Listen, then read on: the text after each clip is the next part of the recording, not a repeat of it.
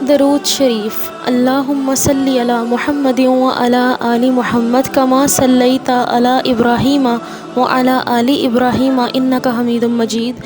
اللہم بارک علی محمد وعلی آل محمد کما بارکت علی ابراہیم وعلی آل ابراہیم انک حمید مجید۔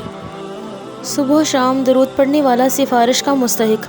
سیدنا ابو درداء رضی اللہ تعالیٰ عنہ سے روایت ہے کہ نبی پاک صلی اللہ علیہ وآلہ وسلم نے ارشاد فرمایا، جو شخص 10 مرتبہ صبح اور 10 مرتبہ شام کو مجھ پر درود پڑھتا ہے اسے قیامت کے دن میری شفاعت نصیب ہوگی۔ اللہم صلی علی محمد وعلی آل محمد۔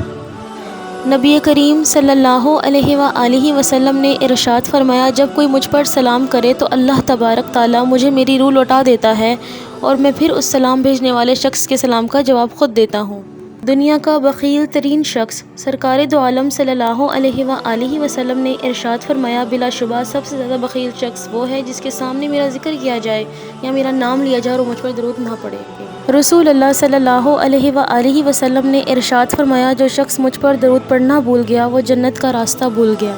لہٰذا ہمیں چاہیے کہ ہم کثرت سے نبی پاک صلی اللہ علیہ وآلہ وسلم پر درود پڑھا کریں اور جمعے کے دن اس کا خصوصی اہتمام کیا کریں، اور بہترین درود درود ابراہیم ہے۔